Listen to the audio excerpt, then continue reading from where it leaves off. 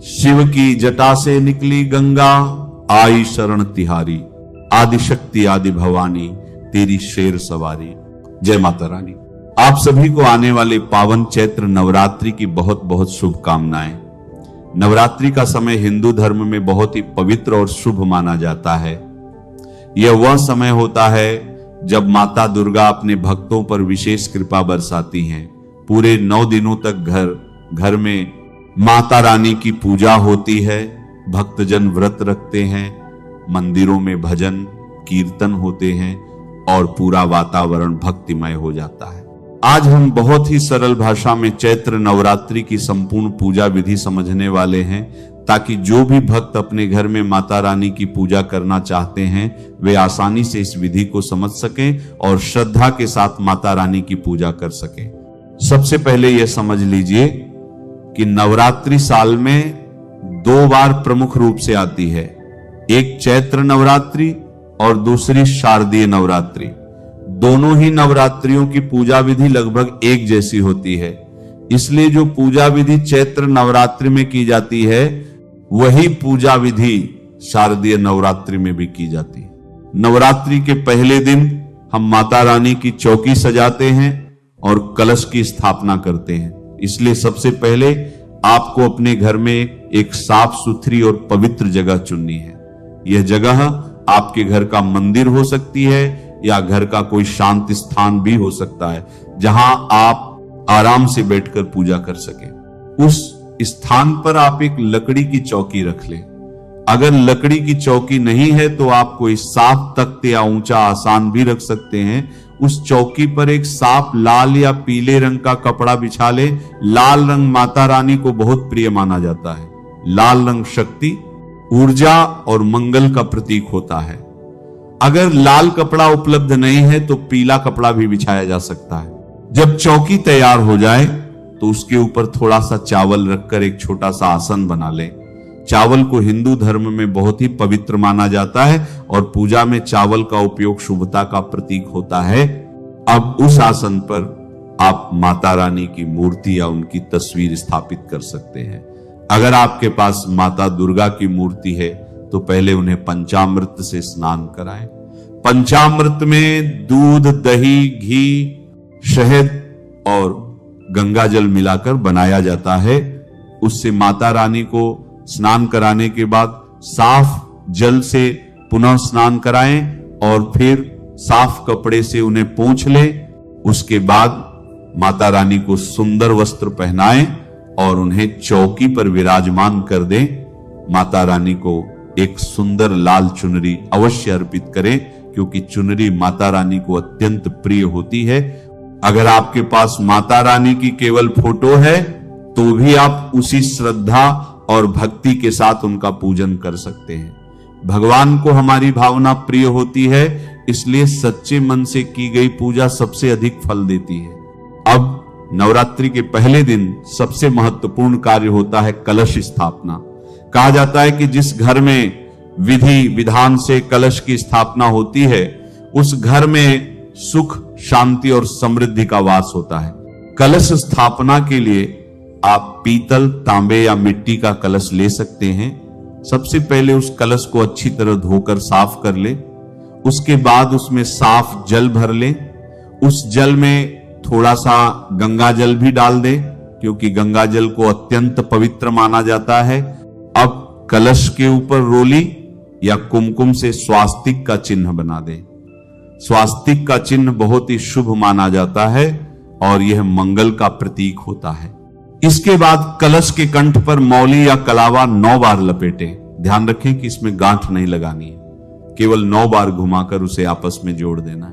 अब कलश के अंदर कुछ पवित्र वस्तुएं डाली जाती हैं, जैसे हल्दी की गांठ या थोड़ा सा हल्दी पाउडर, 1 इलायची, 2 लौंग, 1 सुपारी और 1 सिक्का। ये सभी चीजें शुभता और समृद्धि का प्रतीक मानी जाती हैं।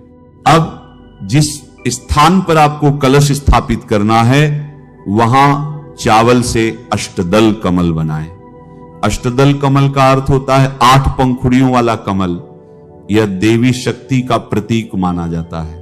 उस अष्टदल कमल के ऊपर आप कलश को स्थापित कर दें। अब कलश के ऊपर 5 आम के पत्ते रखें। अगर आम के पत्ते उपलब्ध नहीं है तो आप अशोक के पत्ते या पान के पत्ते भी रख सकते हैं। इसके बाद एक नारियल लें और उसे अच्छे से देख लें कि उसमें पानी है या नहीं, क्योंकि ये नारियल पूरे 9 दिनों तक वहीं रहेगा। अब नारियल को लाल कपड़े या लाल चुनरी में लपेट लें और कलश के ऊपर स्थापित कर दें। ध्यान रखें कि नारियल का मुख आपकी ओर या ऊपर की ओर होना चाहिए। अब इसके बाद जौ बोने की प्रक्रिया की जाती है, जिसे ज्वारे बोना कहा जाता है। इसके लिए एक मिट्टी का पात्र या कुंडा ले लें और उसके नीचे एक प्लेट रख ले ताकि पानी देने पर आसपास गंदगी ना हो। अब उस पात्र में साफ मिट्टी या रेत भर ले। मिट्टी साफ और पवित्र स्थान से लाई गई हो तो और भी अच्छा माना जाता है। अब उस मिट्टी में जौ के दाने बो दें। जौ को आप एक दिन पहले हल्का सा भिगो भी सकते हैं ताकि वो जल्दी अंकुरित हो जाए। जैसे जैसे नवरात्रि के दिन आगे बढ़ते हैं वैसे वैसे जौ अंकुरित होकर हरे भरे हो जाते हैं। इसे बहुत शुभ संकेत माना जाता है। कहा जाता है कि जिस घर में ज्वारे अच्छी तरह उगते हैं वहां माता रानी की विशेष कृपा बनी रहती है। अब पूजा में सबसे पहले भगवान गणेश का स्मरण किया जाता है, इसलिए माता रानी के पास गणेश जी की मूर्ति या तस्वीर रखें। गणेश जी को जल से स्नान कराएं और चंदन या रोली से तिलक लगाएं। उन्हें दूर्वा अर्पित करें क्योंकि दूर्वा गणेश जी को बहुत प्रिय होती है। अब गणेश जी की पूजा करने के बाद हम माता रानी का सुंदर श्रृंगार करेंगे। नवरात्रि के दिनों में माता दुर्गा को श्रृंगार अर्पित करना बहुत ही शुभ माना जाता है। जो भी श्रृंगार सामग्री आपके पास उपलब्ध हो वह आप माता रानी को श्रद्धा से अर्पित कर सकते हैं, जैसे बिंदी, सिंदूर, चूड़ी, मेहंदी, काजल, महावर, कंघी या अन्य सुहाग की वस्तुएं। यदि आपके पास माता रानी की मूर्ति है तो आप उन्हें बहुत ही प्रेम से सजाएं। सबसे पहले उनके माथे पर बिंदी लगाएं, उसके बाद थोड़ा सा सिंदूर अर्पित करें। अगर घर में सुहागिन महिलाएं हैं तो उनके हाथों से माता रानी को सिंदूर अर्पित करवाना बहुत शुभ माना जाता है। अब माता रानी को एक सुंदर चुनरी अर्पित की जाती है। लाल चुनरी माता दुर्गा को विशेष रूप से प्रिय होती है, इसलिए यदि संभव हो तो लाल रंग की चुनरी ही अर्पित करें। उस चुनरी को माता रानी के कंधों पर बहुत प्रेम से रखें। अब अगर आपके पास फूलों की माला है तो माता रानी को माला पहनाएं। देवी दुर्गा को गुड़हल का फूल बहुत प्रिय माना जाता है।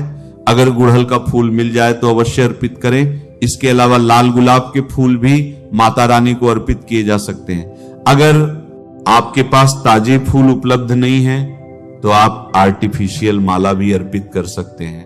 अब माता रानी के पास जो भी श्रृंगार की सामग्री है उसे भी उनके सामने रख सकते हैं।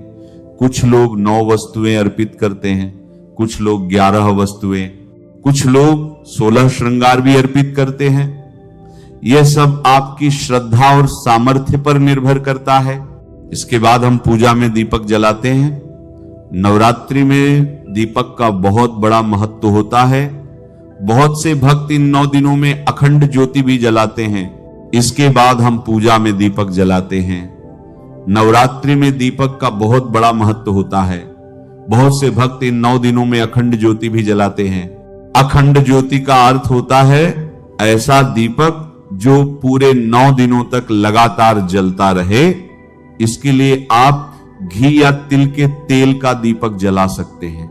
दीपक जलाते समय ध्यान रखें कि दीपक ऐसी जगह रखा जाए जहां उसे बार बार हिलाना न पड़े, क्योंकि एक बार अखंड ज्योति जलाने के बाद उसका स्थान बदलना उचित नहीं माना जाता।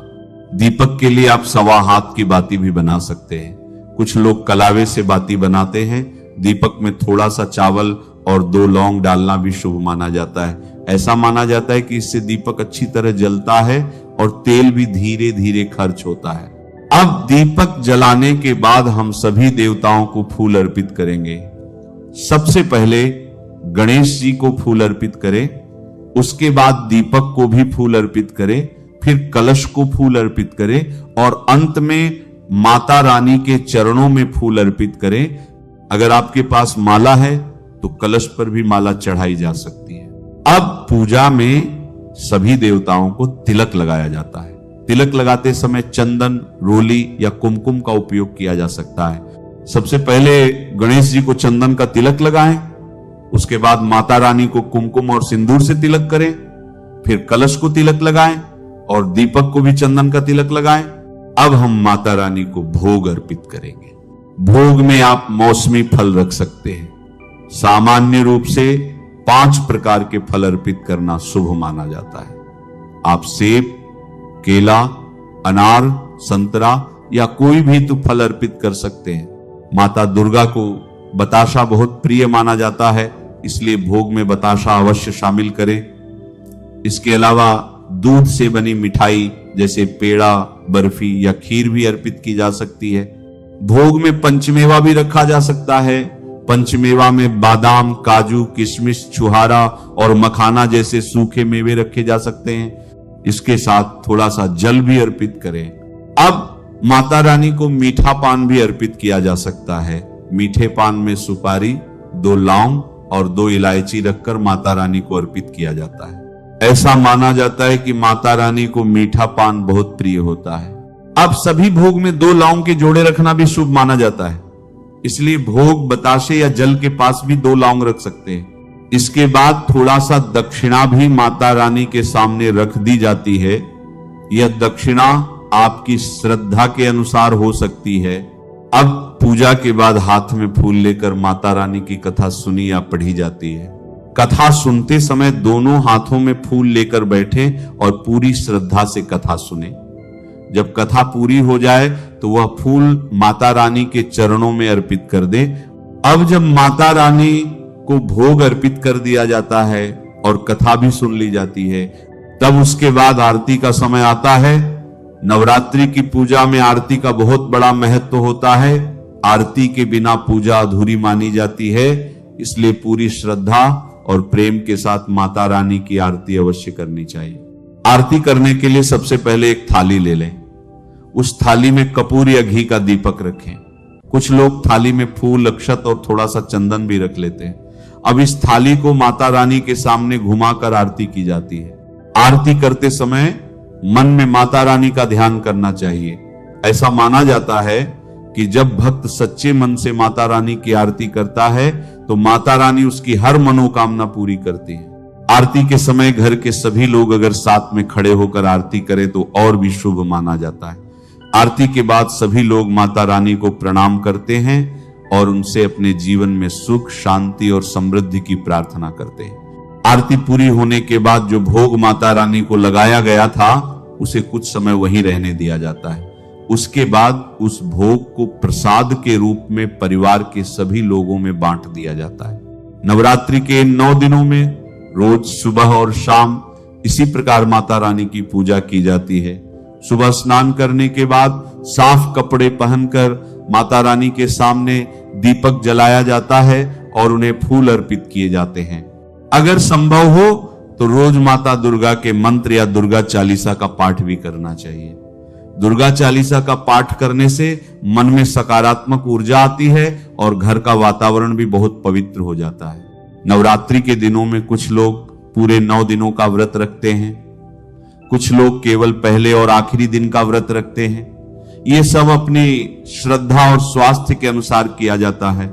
जो लोग व्रत रखते हैं वे दिन भर फलाहार करते हैं। फलाहार में फल, दूध, दही, मखाना, साबूदाना, सिंघाड़े का आटा और कुट्टू का आटा आदि खाया जाता है। नवरात्रि के दौरान लहसुन और प्याज का सेवन नहीं किया जाता। इन दिनों सात्विक भोजन ही ग्रहण किया जाता है। सात्विक भोजन से मन शांत रहता है और पूजा में भी मन लगता है।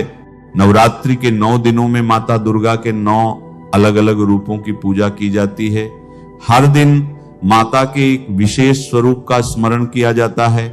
पहले दिन माता शैलपुत्री की पूजा की जाती है, दूसरे दिन माता ब्रह्मचारिणी की पूजा होती है, तीसरे दिन माता चंद्रघंटा की पूजा की जाती है, चौथे दिन माता कूष्मांडा का स्मरण किया जाता है, 5वें दिन माता स्कंद माता की पूजा की जाती है, 6ठे दिन माता कात्यायनी की पूजा होती है, 7वें दिन माता कालरात्रि की पूजा की जाती है, 8वें दिन माता महागौरी की पूजा होती है और 9वें दिन माता सिद्धिदात्री की पूजा की जाती है। इन सभी स्वरूपों की पूजा करने से भक्तों के जीवन में सुख, समृद्धि और शक्ति आती है। अब नवरात्र के अंतिम दिनों की भी एक विशेष परंपरा होती है जिसे कन्या पूजन कहा जाता है। आमतौर पर अष्टमी या नवमी के दिन कन्या पूजन किया जाता है। इस दिन 9 छोटी कन्याओं को माता रानी का रूप मानकर उनके चरण धोए जाते हैं और उन्हें भोजन कराया जाता है। कन्या पूजन के लिए सबसे पहले घर में साफ सफाई की जाती है। उसके बाद कन्याओं को आदर के साथ घर बुलाया जाता है। जब कन्याएं घर आ जाएं तो सबसे पहले उनके चरण धोए जाते हैं, फिर उन्हें आसन पर बैठाया जाता है। इसके बाद उनके माथे पर तिलक लगाया जाता है और उनके हाथों में मौली बांधी जाती है, फिर उन्हें भोजन कराया जाता है। कन्या पूजन में आमतौर पर पूरी, काला चना और सूजी का हलवा बनाया जाता है। इन तीनों चीजों को बहुत शुभ माना जाता है। कन्याओं को प्रेम से भोजन कराया जाता है और फिर उन्हें फल, मिठाई और दक्षिणा दी जाती है। कन्या पूजन करने से माता रानी बहुत प्रसन्न होती हैं और घर में सुख, समृद्धि का आशीर्वाद देती हैं। कन्या पूजन के बाद नवरात्रि की पूजा धीरे धीरे अपने समापन की ओर बढ़ती है। इन 9 दिनों में भक्त पूरी श्रद्धा और भक्ति के साथ माता रानी की पूजा करते हैं। घरों में भजन गूंजते हैं, दीपक जलते हैं और वातावरण में एक अलग ही पवित्रता महसूस होती है। जब नवमी का दिन आता है तो उस दिन भी सुबह स्नान करके साफ कपड़े पहनकर माता रानी की पूजा की जाती है। पहले की तरह दीपक जलाया जाता है, फूल अर्पित किए जाते हैं और माता रानी को भोग लगाया जाता है। बहुत से भक्त इस दिन विशेष रूप से हलवा, पूरी और चने का भोग बनाते हैं। यह भोग माता रानी को अर्पित करने के बाद प्रसाद के रूप में सभी लोगों में बांटा जाता है। अब बात आती है जौ या ज्वारों की, जो नवरात्रि के पहले दिन बोए गए थे। 9 दिनों के बाद वे अच्छे से हरे भरे हो जाते हैं। यह बहुत शुभ संकेत माना जाता है। कहा जाता है कि अगर ज्वारे हरे और लंबे होते हैं तो ये माता रानी की विशेष कृपा का संकेत होता है। इसलिए नवमी के दिन इन ज्वारों को बहुत श्रद्धा के साथ माता रानी को अर्पित किया जाता है। कुछ लोग इन ज्वारों को अपने सिर पर भी रखते हैं और माता रानी से आशीर्वाद मांगते हैं। अब इसके बाद कलश विसर्जन की प्रक्रिया की जाती है। जिस कलश की स्थापना नवरात्रि के पहले दिन की गई थी उसे नवमी या दशमी के दिन विधि विधान से विसर्जित किया जाता है। कलश विसर्जन से पहले माता रानी की अंतिम आरती की जाती है। आरती करते समय मन में माता रानी का ध्यान करना चाहिए और उनसे अपने जीवन में सुख, शांति और समृद्धि की प्रार्थना करनी चाहिए। आरती के बाद हाथ जोड़कर माता रानी से प्रार्थना की जाती है कि हे माता, जैसे आप इन 9 दिनों तक हमारे घर में विराजमान रही, वैसे ही हमेशा अपनी कृपा हम पर बनाए रखें। इसके बाद कलश के ऊपर रखे नारियल को धीरे धीरे उतार लिया जाता है। उस नारियल को बहुत शुभ माना जाता है, इसलिए उसे प्रसाद के रूप में परिवार के सभी लोगों में बांट दिया जाता है। अब कलश के जल को घर में छिड़क दिया जाता है। ऐसा माना जाता है कि इससे घर की नकारात्मक ऊर्जा समाप्त होती है और घर में सकारात्मक ऊर्जा का वास होता है। कुछ लोग उस जल को तुलसी के पौधे में भी अर्पित कर देते हैं। अब जो ज्वारे उगे होते हैं उन्हें भी घर के मंदिर में कुछ समय तक रखा जा सकता है या फिर किसी पवित्र स्थान पर प्रवाहित किया जा सकता है। नवरात्रि का यह पूरा समय भक्तों के लिए बहुत ही पवित्र माना जाता है। इन 9 दिनों में जो भी व्यक्ति सच्चे मन से माता रानी की पूजा करता है, माता रानी उसकी हर मनोकामना पूरी करती हैं। लेकिन एक बात हमेशा याद रखनी चाहिए कि पूजा में सबसे ज्यादा महत्व हमारी भावना का होता है। अगर हमारे मन में सच्ची श्रद्धा और भक्ति है तो माता रानी हमारी छोटी सी पूजा से भी प्रसन्न हो जाती है। इसलिए नवरात्रि के इन पावन दिनों में अपने मन को शांत रखें, अच्छे विचार रखें और माता रानी का नाम लेते रहें। अगर घर में रोज माता रानी के भजन बजते रहें, दुर्गा चालीसा का पाठ होता रहे और दीपक जलता रहे तो घर का वातावरण बहुत ही पवित्र और सकारात्मक बन जाता है। नवरात्रि हमें यह भी सिखाती है कि जीवन में शक्ति और धैर्य कितना जरूरी है। माता दुर्गा शक्ति का प्रतीक है और वह हमें सिखाती हैं कि कठिन परिस्थितियों में भी हमें हिम्मत नहीं हारनी चाहिए। जो व्यक्ति माता रानी की भक्ति करता है उसके जीवन में धीरे धीरे सकारात्मक परिवर्तन आने लगते हैं। उसके जीवन में सुख, शांति और समृद्धि का मार्ग खुलने लगता है। इसलिए नवरात्रि केवल एक त्योहार नहीं है, बल्कि ये आत्मशक्ति को जागृत करने का भी समय है। ये समय हमें अपने भीतर की शक्ति को पहचानने का संदेश देता है। अंत में बस यही प्रार्थना है कि माता रानी की कृपा आप सभी पर बनी रहे, आपके घर में सुख, शांति और समृद्धि आए, आपके जीवन की सभी बाधाएं दूर हों और माता का आशीर्वाद हमेशा आपके साथ बना रहे। जय माता दी। नमः शिवाय। श्री महालक्ष्मी नमः। नमो भगवते वासुदेवाय। जय मां सरस्वती। जय श्री कृष्ण। राधे राधे।